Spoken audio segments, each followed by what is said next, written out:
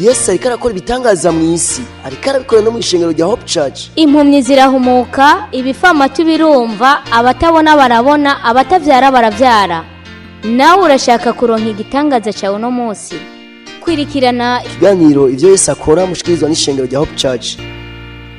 Hope Church ikorera mu Caramagahahe, wururutse bisi ku G11 ucuduga ku G12 hafi y'ikibuga kwibarabara bita iry'amabeni, abandi bakahita kumbaho hafi y'uruzi Gikoma.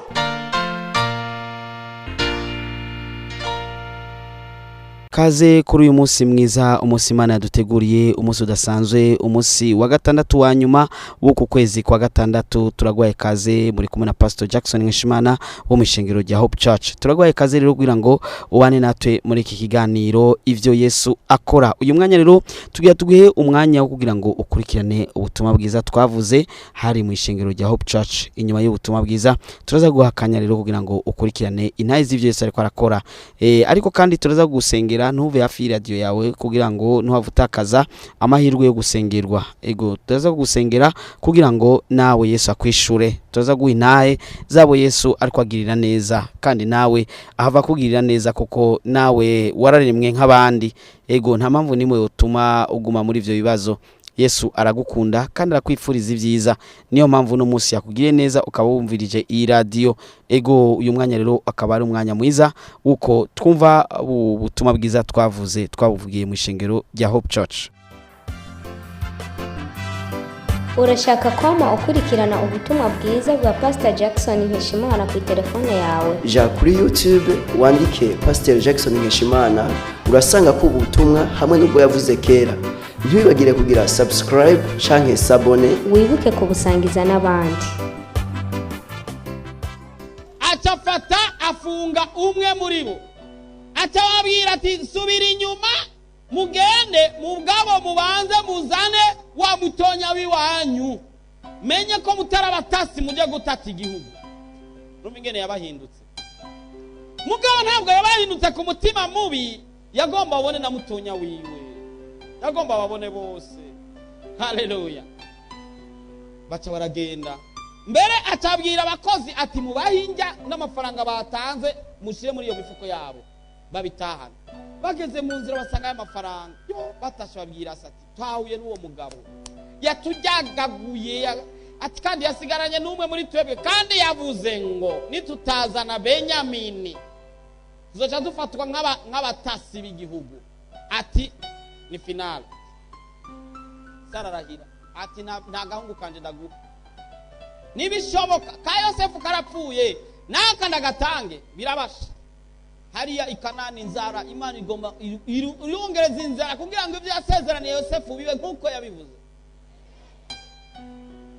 Hagera igihe rero tugerageje kunyaruka, barasubira kandi baragaruka rero, baza baje gusuma, baza bazanye Benyamini. Bahashitse batangura kuyirega ngurumva kuko se yacababye ati ayo mafaranga rero woba ari umutego, cyangwa ufata ayo mafaranga mu yabasubize mwongere kuzokona yandi. Batangura kuyirega, turumva rero kaka Benyamini turakazanye ngo kandi mu mifuko twaje kuyisa nkarimo amafaranga n'ukuntu ntitwashatse kubiba amafaranga. Ati hariya mu nzi wanje cyabwira abakozi ati genda mbagaburire. Baratangara, batangiye kwinjira ibwami kandi bari biso abatasi. Babashirira imeza ngaho, acababwira ati nimubahe ibiryo byiza byiza, ariko ka Benyamini ko basangira nyina mugahe ibiryo byiza incuro 5 kuruta abandi. Amen. No, birabazazanira aho yari yagize umutego wundi, yarashizemo igikombe cyo cy'izahabu nibirebire. Mugabo hagera igihe bariko barigana, babaza none so aracariho. Ati papa n'umuvier umusaza wasana imbere yari yamuhira, inzara iri mu kutwica hariya ntiworaba. None uwo Yosefu muvuga yagiye yo reka kutwibutsa petit frere twaramukunda. No ati umupeti basha batazi ko ari we. Yosefu akikausha kacagenda mu cyumba karira kugeza harira, akarira ko zari bwami kwa Farao bavyumva, bakumva marira ya Yosefu, bakavuga ni beki ko Joseph ariko ararira, ninde yamusindiye. Akasura kandi akoga mu maso akagaruka, mumbwire rero. Ati yo utubabarire n'ukuri ubwo ntugomba kuduhinja duhage amuco twica twe vraiment na acara babwira ati Joseph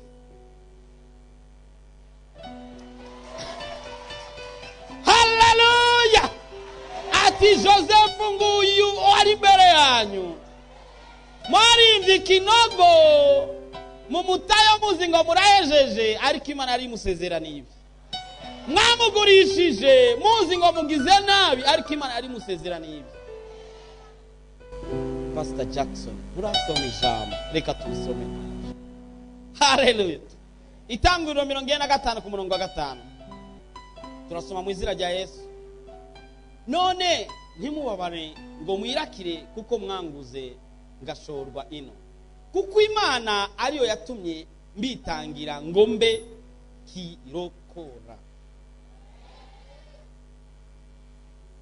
Bachi batangwa kwitara kumiraka ngo wone wisema tumuzishe ni wavuze ngo tumute mu kinogo acabya ati yo jewe simezuko. Nimubabare nimutane ku myikomo igituma mwangurishije ino yose byabaye kugira ngo jewe mbitangira ino nze imbere yanyu kandi nze kuba ubarokora. Haleluya. Munyuma ni yacyamagara abaso base nako Israel araza n'abana banabuzukuru mbere umwami acabana imikogote bagende babazane bose amatungo yabo yose n'ibindi ngomba kubwire ibyo byose kurabamo ibyo byose kuracamo nibikubaza kandi nimigutera ubwoba. Abantu bazokugirira nabi nimba bataratangura, abantu bazoguhemukira nimba bataratangura, abantu bazokugira uko bigombe nimba bataratangura. Ntuzubabare, bazorwa gusunikira ku nyishu yawe batabizi. Umuntu akugiriye nabi mukunde, hari ijambo rigoye gutahura ngo musengera ababahama, mugirire neza ababagirira nabi, uhezagire ukugirira nabi. Mu Kiswahili avuga ati wabarikini wanao wauze, muwabariki na wala msiwalaani, na msilipe mtu ovu kwa ovu, atakayelipiza ni Mungu. Nuuza kugirira nabi nuzu mwishuri nabi, uzu mwishuri neza, kuko azoba ariko gusunikira ku Mana n'agahinda kadasanzwe. Iyumvira marira bene wabo na Yosefu waba bararize, iyumvira kumaramara kwabaye kuri abo bakuru ba Yosefu imbere ya Yosefu. Bamufashe nk'itapi nk'uko atacamaze, nk'uko bimeze wowe mu kazi, sinzi mu muryango, sinzi ahantu hose mu kibano ugasanga ntabwo bimeze neza, ntibikubabaze kandi ntibikurize. Hari ijambo rivuga ngo Bwana asema hivi, zuia sauti yako isilie, tena na macho yako yasitoke machozi. Ati buza ijwi ryawe ntiririre, kandi n'amaso yawe nasokorora amosozi, kuko abaguhemukiye vuba bagiye kubona Imana ikwishura. Hari umuririmbyi yaririmbye ngo ombe adui yako aishi siku nyingi, ili utakapobarikiwa ajione kwa macho. Ati sengera umwasi wawe abeho iminsi myinshi, kugira ngo niwahezagirwe azabyibonera amaso yiwe. Hari Imana igutegereje. Impamvu utapfuye ujya munsi nukugira ngo ibyiza yagusezeraniye byibone n'amaso yawe, kandi n'umwasi wawe abibone. Hayezo ingazi 2 cyangwa 3 Imana itubwiye hano, muravyibuka ngo aduteguriye ameza mu maso y'abasi bacu. Nubabazwe n'ivyo ukuracana, ivyo nivyigiye gito, kandi umunsi uzishurwa uzibagira ubutamwe wagize, uzibagira umubabaro wagize. Nubwo umubabaro wogira imyaka 20, umunsi wo kwishurwa uribagira vyose. Iyumvira umumama yaramaze imyaka 10 atavyara. Umama umwe twariko turavugana ubushize, namusengeye yaragwaye hepatite C, murazi ko bavuga ngo ndikira. Ndamusengera arakira, amubwira ati ibi bintu ni bintu ki sindabitahuye. Arasubira kwa muganga bapima hepatite C, yagiye kera. Bwana se sana. abari bazi ko zuwo kwicwa na hepatite C bagatangara warakize. No kutavyumva bari bazi ko uzokwicwa ugwaye iki bagatangara no musi ukize. Ni wizera nta kintu na kimwe Imana idashoboye. Mbega ni giki? Nukuguha inzu byo munanira. Mbega nukugukiza ayo maso ari we yayakoze. Nimba abaganga bashobora gukora amarori bagakora uduti bashira mu maso, Imana nyene kuba yaremye ayo maso byo yinanira kuyakora. Mbega ni giki umushishito? Ni foi. Nurura rukuru canke rutonya. Nibi kugwaye iki? Uno musi ngomba kubisezerera. Utavyemeye. No, sejo ejo ni lendi. Nuno musi dimanche. Uno musi ngomba ko ubisezerera. Aho byakabereye ni kera. Imyaka ni myinshi. Hari gihe abantu babiteze kubona shite yawe. Babiteze kubona ingano ukoroka bagatangara uduzi. Sinzi ko menyere ascenseur. Winjiye muri ascenseur bagafyonda hamanuka bagasangira iriko iraduga. Wabazingugiye kuri 0 kumbugiye kuri etage ya 5. No, sinzi kuvyumva nkuko ndiko ndavyumva. Ubuzima ya Josefu yabaye muravye ni fotokopi y'ubuzima bwawe.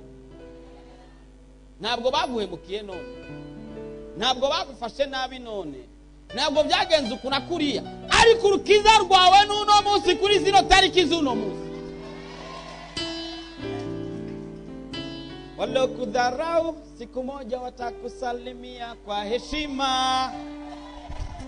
Abagusuzuguye hari umunsi bazokuramutsa n'icyubahiro. Batakimenya kandi ko ari wewe. Uzi umwana waramwirukanye wawe mubya taha engene kasa. Takagenda. Hamejo baza gusaba akazi bagasanga ni wowe ugatanga. Kutavyumva. Bakwirukanye ngo ako kazovamo iki ngaha kenda. Bakagiye impfuvyi tagira se na nyina. Hamundi Musa akagenda agiye gusaba akazi agasanga ni wowe ugatanga. Agasangura kwita ngo uri umwana wanje nguribuka kuri umwana wanje umwana wawe kwero sanza nje ndagatanga. Bwana stressana. Ibibazo waciyemwo byabaye birebire ariko umunsi wawe nyishunuye. Yosefu yarariza amosozi y'umunezero. Abona ivyo Imana yavuze byabaye. Urashaka kwama ukurikirana ubutumwa bwiza bwa Pastor Jackson Nkeshimana ku telefone yawe? Ja kuri YouTube wandike Pasteur Jackson Nkeshimana urasanga ko ubutumwa hamwe n'ubwo yavuze kera. Ntibibagire kugira subscribe canke s'abone. Wibuke kubusangiza n'abandi. Nizere rero ko ubutumwa bwiza bwagufashije. Uyu n'umwanya mwiza wo konda gusengera ku mitwaro yose wowe ufise, kandi Yesu arashoboye kugira neza. Tubane nawe muri aya masengesho. Mwami Yesu ugira neza kandi uragorotse. Uri Imana ikomeye kandi hambaye. Uyu munsi udasanzwe, iri joro ridasanzwe, ni joro ry'umunsi wa 6 wa nyuma w'uku kwezi kwa 6. Ndagushize mu biganza uyu mwene data, umwishure, umubera inyishu. Ibibazo byaramubanye byinshi, rimwe na rimwe ararira, ahandi agatakamba, ikindi gihe agatakamba abadashobora kumwakira, ukindi gihe kandi akaririra abadashobora kumumviriza. Ariko no munsi aje wawe Mana gira ico ukoze umutabare. Nimba ari ingwara zihagarare mu izina rya Yesu Kristo, nimba ari bitero bihagarare mu izina rya Yesu Kristo.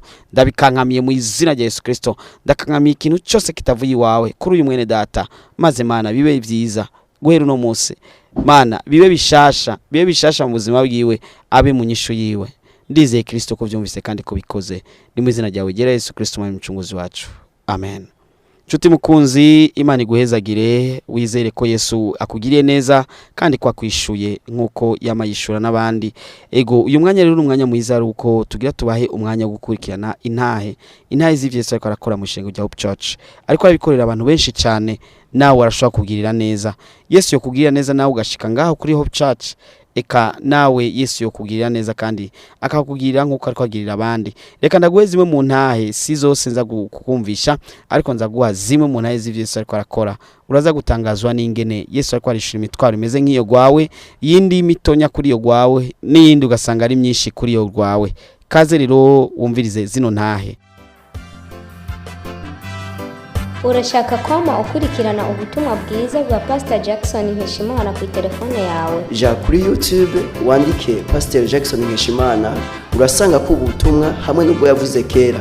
Ntibibagire kugira subscribe canke s'abone, Wibuke kubusangiza n'abandi. Yesu ariko arakora ibitangaza mu isi, ariko arabikora no mu ishengero rya Hope Church. Impumyi zirahumuka, ibifamatu birumva, abatabona barabona, abatavyara baravyara. Yesu ashimwe. Nari maze hafi nk'indwi zibiri ngwaye ijisho, yarimwo akantu kavogera imbone gutya, kuzuba sinashobora kubona ku metero nka 6. Habya avuze ngo tuze adukoreko, ngo Imana yamubwiye ngo adukoreko mu kudukiza. Ciye numva ububabare bwarimwo buba bumeze nka kujya kuntu wicwe n'itiro, nka kujya kuntu itiro likujya. Arankoze ko aho nyene ciye numva buheze, amoso zacatangura kuza, ubu numva ndamahoro. Yesu abahezagira. Yesu ariko arakora ibitangaza mu isi, ariko arabikora no mu ishengero rya Hope Church. Impumyi zirahumuka, ibifamatu birumva, abatabona barabona, abatavyara baravyara. Yesu ashimwe. Naje igihe nkoze ko ngaha maze igihe kirekire imyaka myinshi ngo ya masinezite, arankoze ko ngaha numvise ibiseru bihungutse ari byinshi nari nazivye, ntivyakunda ko mpema, nari nkariwe nari maze imyaka myinshi bitameze neza. Rero arankoze ko igihe akoze ko ngaha ku ruhanga numvise ibiseru bicuncubuka cyane, numva biranteye ubwo banja kwicara hajya andunama, numva ubu nakize ndiko ndahema tangorane nimwe fisi. Yesu ariko arakora ibitangaza mu isi, ariko arabikora no mu ishengero rya Hope Church. Impumyi zirahumuka, ibifamatu birumva, abatabona barabona, abatavyara baravyara. Haleluya. Imana ishimwe cyane. Ndabaramukije mu izina rya Kristo Yesu. Hama jewe nukuri ni ikintu kibaye, ikintu cyiza cyane. Imana ishimwe cyane. Haleluya. Jewe ubwanje hari haciye iminsi ifise gisata ngwaye ngaha mu maso, igipane ngaha kimwe, ariko mugabo ngenda mbona arankoze ko, ngenda kubona ubushobozi bw'Imana, ngenda kubona imbaraga zije, mbona hari ikintu gikoretse muri jewe. Haraza ijwi ry'Imana rirambana ngo uhereye isaha ngo ndagukijije. Haleluya. Ikindi kintu Imana inyeretse, yaciye izana ngaha nyene, igenda kunyereka ndi ngaha nyene ahamagaze, ngenda kubona ndera, ngenda kubona hari gikorwa nagiye kubona ndiko ndakora, ngenda kubona abantu bari barahezagirwa mu buryo budasanzwe bivanye n'imisi nari maze ndiko ndasengera ikibazo. Ariko icyo ry'Imana riraza rirambara ngo noneho ngo ntikibaye ikibazo, ngo ariko ngo kigiye kuzoba inyishu. Rero Imana imuhezagire cyane gose umukozi w'Imana. Haleluya. Hongera haza ijwi rivuye mu ijuru ku Mana rirambarira ngo ndababwiza ukuri, umuntu wese yaje hano hantu afise ikintu yaje afise yashize imbere z'Imana, Mpwemu Yera arambarira ngo iki nico gihe, uyu mugoroba niwe mugoroba Mpwemu Yera ngo yari karagenderera ibibazo byacu. Yesu ariko arakora ibitangaza mu isi, ariko arabikora no mu ishengero rya Hope Church. Impumyi zirahumuka, ibifamatu birumva, abatabona barabona, abatavyara baravyara. Murabona kuno kuboko kwanje ubu ndakuduza. Ejo sinashobora kwikoma, nari nameze nk'umugaye, imitsi kandya, aha nkabwira umuntu ntimfashe kuboko, akankanda bikanka, sinashobora gusinzira. Ariko uyu munsi mu gatondo hari igicaniro nategeza kuja gusambura, ndagenda ndagisambura, hanyuma mpejeje kugisambura ndasenga Imana, irambwira iti biraheze. Uyu munsi naje mbabara buke buke, ariko noneho ubu ndakomeye ndakuduza.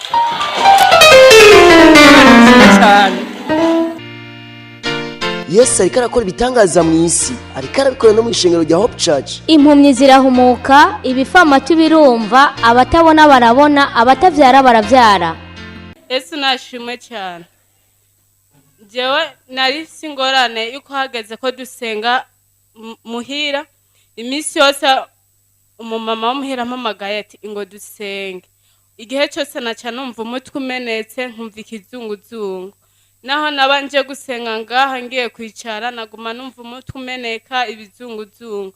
Ariko mindwi nyene narigeze kurota nyene duhejeje gusenga twese nyene gumpagaze imbere y'ishengero ariko sinabona ko ndiko ndavuga ubutumwa canke ndiko ndashinga intahe.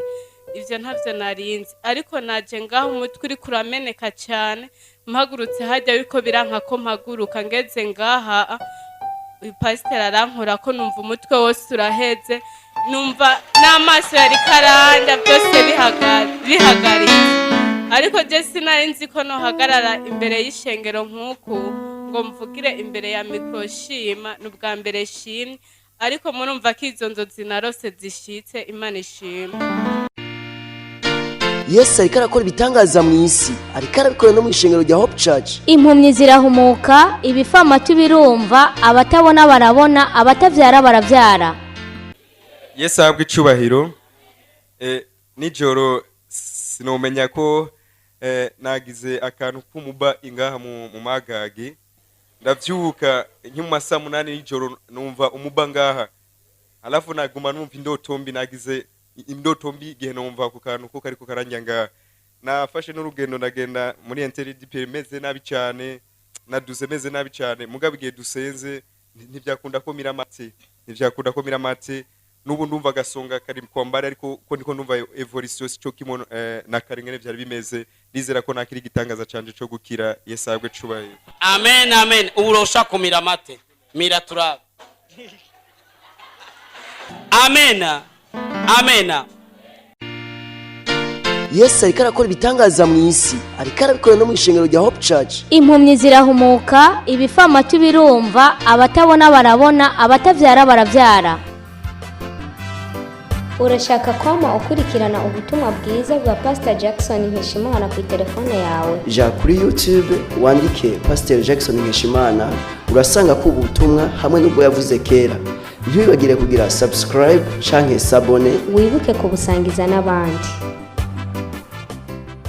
Inyuma y'intahe rero nizere ko wumvise ivy'Imana iri kwirakora muri iki gihugu cy'u Burundi, iri kwirabikora ku isi nzima hirya no hino, ariko abikora cyane muri Hope Church. Benshi rero bariko barabohoka, benshi bariko barabona inyishu zabo, benshi rero bariko baragirirwa neza. Izo ni sintahe zose oya, izo ni zimwe mu ntahe z'ivyo Yesu ariko arakora. Nawe ndagwaye kaze rero kugira ngo Yesu akugirire neza, ibintu byose bigende neza, urutonde rugende neza, mu buzima bibe vyiza. Ndagwaye kaze rero ku munsi w'ejo. Umunsi w'ejo turafite amasengesho adasanzwe. Izo bari wa Mungu wa nyuma ni tariki 28. Izo bari wa Mungu wa nyuma w'uko kwezi. Urazi ko kwezi kuzohera ni tariki 30. Hazobasigaye imisi 2 kugira ngo n'ukwezi guhere. Tuzosengera rero ukwezi kwindwi. Reka nkubwire ikintu twazi. Urashaka kubukizi mbwa ukacirengagiza. Buriya nta kwezi nakuma abantu badapfa. Nta kwezi nakuma abantu batagwara. Nta kwezi nakuma abantu batagira accident. Nta kwezi nakuma abantu batagira ibyago. Rero Satani arafise liste aba yapanze ati nakazohore n'ibyago ibi nabiriya kumbura impfu mu rugo, impfu kuri wewe, kuba mubakanye, kubana canke kubavyeyi. Ariko rero ububasha bw'Imana buri hejuru y'ububasha bwa Satani. Kandi usenze Imana irashaka gukora ibikomeye n'ibihambaye. Rero muri uku kwezi tugira twinjire mu kwindwi, nta kibi na kimwe kizogira icyo kikugira, kuko tugomba kuzogusengera ku munsi w'ejo. Ejo tuzotuko turasengera abantu bose bafise imitwaro ikomakomeye. Ya mitwaro wibaza ko ikomakomeye, ya bya bindi bibaza ko biba ukuna kuriya. Yesu arabisitura ugatangara. Yesu ni mwiza cyane kandi agira neza. Ikindi naco no kubwira nuko Imana nayo irafise ibyiza navyo yateguye ku munsi guhera muri uku kwezi kwindi ku buzima bwawe. Ariko ntiwiyangatweko, ntiwisamareko, nubure kuza gusengerwa nawe nguronke umugisha wawe umukwezi kwindwi. Urafise nk'ibintu nk'ahantu wa depoje, urafise nk'ikiringo kirekire ubaye utagira akazi, urashaka kuba ukeneye wo muzo kubakana, urashaka kuba ukeneye ikinakiriya, Imana iragomba kubigukorera. None agusangehe ko yakubuze. Yarakubuze rega, yarakeneye kugirira neza mugabo yabuze aho gusanga. Hanige wiyigira ngaho ugasenga bya ntaco n'ibinabiriya. Uzoze rero ku munsi w'ejo tugusengere. tugusengere Yesu yugurure ivyawe kandi Yesu azibire imigambi yose ya Satani afise ku buzima bwawe n'umuryango wawe kubw'ukwezi kwindwi. Kuko kwezi kwindwi rero buriya n'ukwezi kukomeye cyane kuko tuba tugiye mu gice cya kabiri cy'umwaka. Umwaka igice cya mbere cy'umwaka kuba guheranye n'amezi 6. Ukwezi kwindwi rero kuba kubaye igice kigira kabiri cy'umwaka. Satani ashobora kuba yaraguhize muri aya mezi 6 akabona arakubuze, akacavuga ati muri uku kwezi muri aya mezi akurikira igice kigira kabiri cy'umwaka ngira ni inanate nongera inkomezi zanje zose kugira ngo mbone kujya muntu ahuye n'ivyago. Nawe rero ingo ku munsi wejo tugusengere kuko Imana ifise ubasha kuruta Satani yo migambi afise nabiwe bose, nimba hari umuntu nawe avyinjiramo kugira ngo akugirire nabi canke Satani akavyinjiramo abadayimoni, Yesu arafise ubasha hejuru ivyo byose biramenagurika bigaturirwa, ivyo byose bikahava maze ubushobozi bw'Imana bukagaragara. Ntuzobure kuza rero ku munsi wejo, ndaguha adresse haroroshe cyane, ni mu Carama-Gahahe kwibarabara byitwa iry'amabeni, ni hafi y'uruzi Gikoma. Ufashe bisi uvuye muri ville, bisi zigusiga aho bisi zikatira ni kuri station, ni bahita ku 11. Ucugira intambwe nkenya ugashikira kuri barabara ikurikira, ni barabara bita iry'amabeni, abandi bakagira 12. Uravye muri Carama rero ucubona ishengero rirerire gutya riri muri clôture, mbere ku muryango portail handitse ko Hope Church, ni portail ya bleu. Mu rupango rw'ishengero turiko turubaka inzu ya etage, mugabo urwego uruhande rwa etage ntirurahera neza, mugabo ucubona ndiko ndaguha adresse nyene ingene bimeze.